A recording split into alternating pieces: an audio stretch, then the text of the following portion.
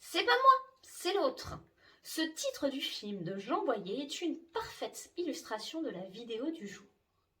Je vous raconte cette semaine l'histoire d'une société à laquelle son bailleur a garanti qu'elle pourrait, au sein du local loué, faire de la sous-location pour de courtes durées.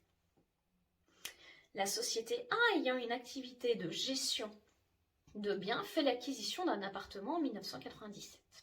En 2002, elle décide de le louer à la société B, spécialisée dans la location d'appartements meublés pour de courtes durées.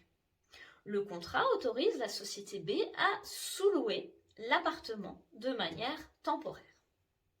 La société B sous-loue ainsi l'appartement pour de courtes durées à une clientèle qui n'y élit pas domicile.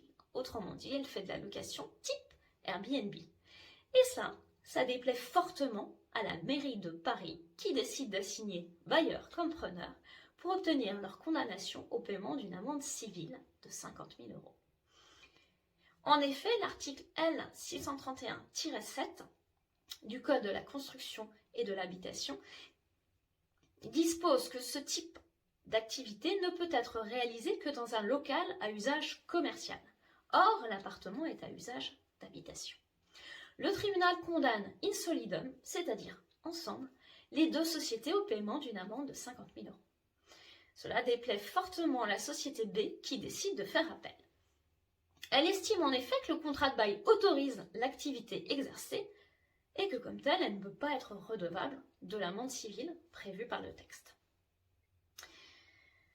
La Cour d'appel ne l'entend pas de cette oreille et aggrave le sort des sociétés puisque la société B est condamnée à une amende de 50 000 € et la société A à une amende de 25 000 €.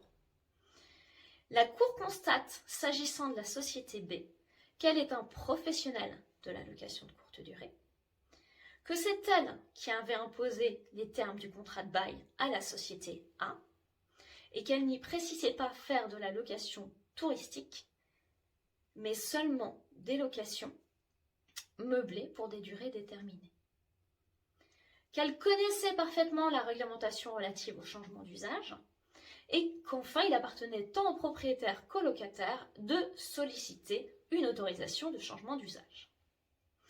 Mécontente, la société B forme un pourvoi en cassation. Elle soutient qu'il appartenait au bailleur d'obtenir ce changement d'usage. Elle ne pouvait ainsi être condamnée selon elle au paiement d'une amende civile. À votre avis, a-t-elle obtenu gain de cause? La réponse est non. Dans cet arrêt du 15 février 2023, la Cour de cassation rejette le pourvoi. La Cour de cassation rappelle que dans certaines communes, en l'occurrence ici Paris, le changement d'usage doit être autorisé préalablement.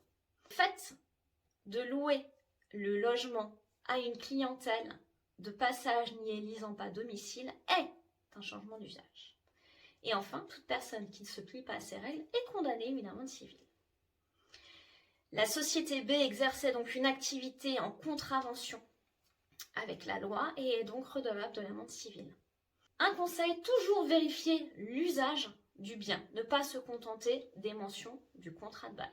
En l'occurrence, ça a coûté cher à la société B. Si cette vidéo vous a plu, vous pouvez la commenter, la liker ou la partager. Ça me fera très plaisir. Quant à moi, je vous dis à la semaine prochaine pour une toute autre thématique.